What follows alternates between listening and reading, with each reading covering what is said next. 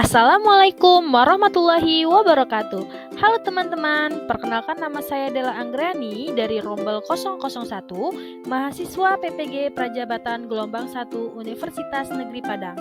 Di sini, saya akan mempresentasikan tentang hasil observasi perkembangan profiling peserta didik di SD Negeri 11 Lubuk Buaya, kelas 2A, dengan mata kuliah Pemahaman Peserta Didik dan Pembelajarannya, dosen pengampu DRA Renita MPD.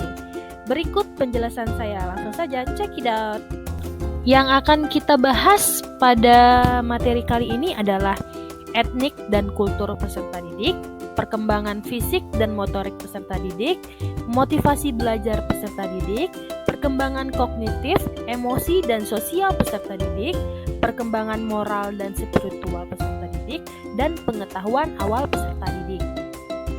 Berdasarkan observasi yang saya lakukan di SD Negeri 11 Lubuk Baya, peserta didik kelas 2A berjumlah 26 orang yang terdiri dari 17 laki-laki dan 9 perempuan. Rata-rata usia peserta didik kelas 2A berusia pada 7-9 tahun. Perkembangan fisik anak usia kelas 2A rata-rata memiliki kesamaan, tidak ada yang obesitas dan tidak ada yang terlalu kurus. Etnik dan kultur. Etnik dan kultur merupakan suku budaya dan keberagaman yang ada pada peserta didik. Setelah saya melakukan observasi, saya mengamati bahwa sarana dan prasarana di sekolah sudah memadai dan bisa digunakan oleh seluruh peserta didik. Kesepakatan yang ada di kelas dibuat bersama sehingga tidak ada peserta didik yang merasa terintimidasi dan mereka merasa dilibatkan di kelas. Guru menanamkan kepada peserta didik tentang perbedaan yang ada di kelas dan memberitahu kepada peserta didik untuk tidak saling mengejek karena tiap orang itu pasti memiliki perbedaan dan beragam. Di dalam kelas, siswa terlibat aktif dalam pembelajarannya, apalagi berinteraksi antara peserta didik dengan peserta didik maupun dari peserta didik ke guru. Selain itu, hal ini juga dapat terlihat peserta didik berlomba-lomba untuk melakukan tanya jawab di kelas. Guru mengajar menggunakan bahasa Indonesia yang baik sehingga seluruh peserta didik dapat mengerti apa yang disampaikan. Selain itu, seluruh peserta didik juga diberikan waktu tambahan untuk menggunakan peralatan atau pengerjaan LKPD. Guru memberikan waktu tersebut sebagai contoh apabila ada peserta didik yang terlambat mengerjakan atau mengisi LKPD, maka peserta didik tersebut diberikan waktu lebih untuk mengerjakan jawabannya. Guru di kelas juga memberikan kesempatan bagi orang tua yang ingin mendampingi atau menyiapkan guru pendamping untuk anaknya di kelas. Aktivitas kelompok antar peserta didik dengan peserta didik lainnya tidak ada membedakan jenis kelamin, suku, dan bangsanya.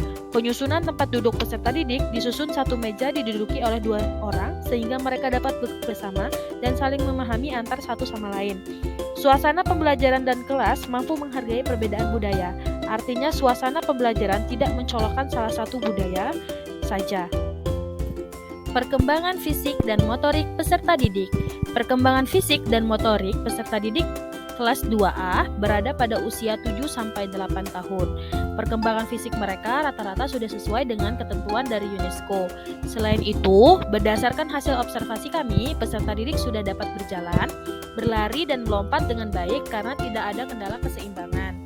Peserta didik mampu mengikat tali sepatu dan sudah bisa menggunakan gunting dengan baik. Terlihat dari karya-karya mereka yang digantung di dinding kelas berupa origami dan kolase dari biji-bijian. Seluruh peserta didik dapat menggunakan alat tulis dengan baik berupa pensil untuk menulis, penghapus untuk menghapus. Secara literasi, peserta didik sudah mampu menulis dengan baik dan rapi.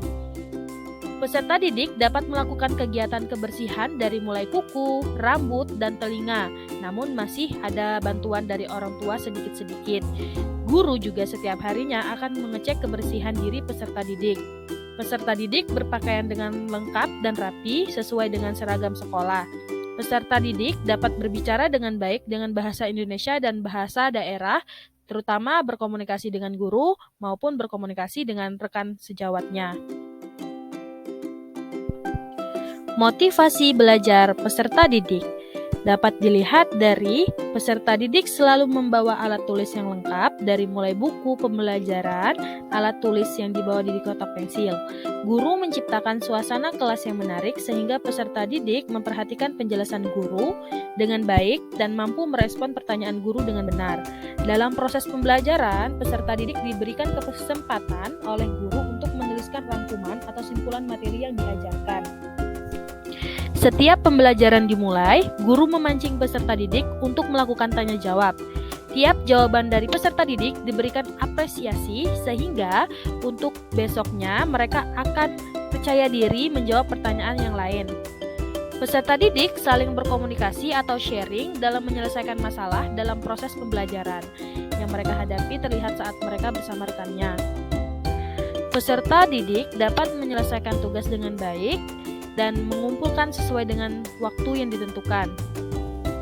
Peserta didik terlibat aktif dalam proses pembelajaran, terlihat saat mereka menjawab pertanyaan, mengerjakan soal, membaca bersama, dan lain-lain.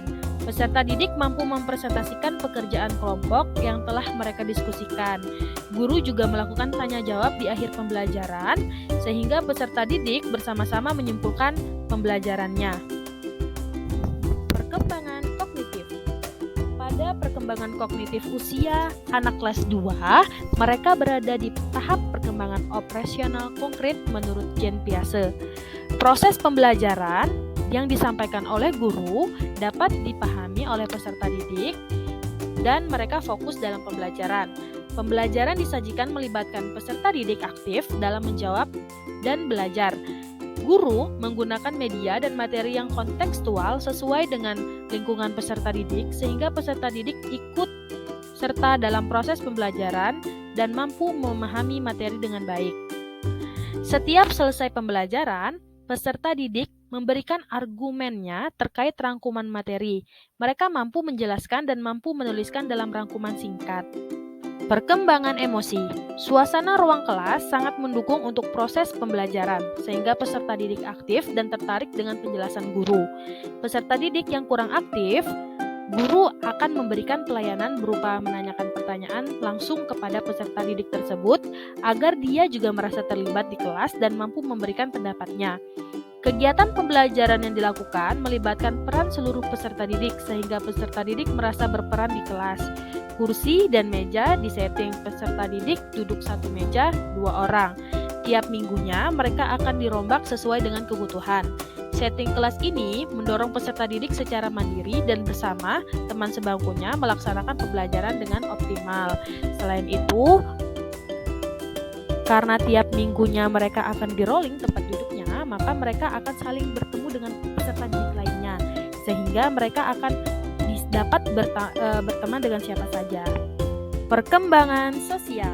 Dalam penyampaian materi pembelajaran, guru melakukan tanya jawab sehingga peserta didik terlibat aktif dalam proses pembelajaran serta komunikasi yang baik guna mendukung keefektivitas pembelajaran. Peserta didik duduk bersama rekannya sehingga mereka dapat bersosialisasi sebagaimana mestinya. Dalam proses pembelajaran, guru membagi peserta didik dalam kegiatan berkelompok dengan tujuan memancing perkembangan sosial antar peserta didik sehingga menghasilkan suatu penyelesaian masalah. Setting kelas yang mendudukkan peserta didik dengan temannya berguna untuk menumbuhkan tutor teman sebaya. Saat pembelajaran di kelas, guru tidak membeda-bedakan gender peserta didik. Ada peserta didik yang berbeda agama, guru menyampaikan bahwa mereka harus saling toleransi dan menghormati agama temannya. Kegiatan pembelajaran yang disajikan berupa kegiatan individu, berupa pengerjaan asesmen atau menjawab pertanyaan yang diajukan oleh guru untuk pribadi peserta didik, pasangan dengan rekan sebangku untuk berdiskusi, dan seluruh kelas yang diberikan kesempatan. Oleh karenanya, peserta didik di kelas dapat melakukan pembelajaran secara mandiri bersama pasangan satu bangkunya maupun bersama satu kelas untuk menjawab pertanyaan dari guru. Saat ada peserta didik yang berselisih, guru tidak langsung menyalahkan salah satu peserta didik. Namun, guru akan memanggil peserta didik tersebut untuk mencari tahu penyebab dari perselisihan dan menyelesaikannya. Perkembangan moral dan spiritual. Pada perkembangan moral dan spiritual di SD 11 Lubuk Buaya ini dilakukan dengan 2 kegiatan, yakni pembiasaan sekolah dan pembiasaan di kelas. Pembiasaan di sekolah dalam membentuk moral peserta didik dengan membiasakan pada hari Senin upacara bendera, Selasa, Rabu, Kamis, senam dan PBB menyanyikan lagu nasional. Pada hari Jumat kegiatan kultum yang melibatkan peserta didik sehingga menanamkan moral spiritual mereka. Pada kegiatan kultum ini biasanya ada satu kelas yang menjadi petugas pengisi acara dan dilanjutkan ceramah dari salah satu guru. Dalam membangun nilai-nilai integritas dan spiritual di kelas, guru melakukan pembiasaan penanaman profil pelajar Pancasila. Contoh saja, guru meminta peserta didik berdoa menurut agama dan kepercayaan mereka masing-masing karena di kelas tersebut terdiri dari beberapa agama. Meminta peserta didik melaksanakan sholat zuhur dan asar pada waktu yang telah ditentukan. Selalu mengucapkan salam, menghargai rekan yang berbeda agama, menghormati orang tua dan guru dengan salam. Selain itu, guru juga mengingatkan terus kepada peserta didik untuk selalu menghormati dan bertoleransi antar satu sama lain. Pengetahuan awal.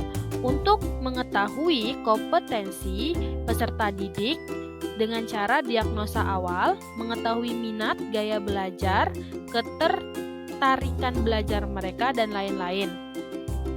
Sebelum dimulainya proses pembelajaran, guru mengecek kehadiran dan kesiapan peserta didik dalam belajar, merapikan tempat duduk, dan memungut sampah yang berserakan di lantai.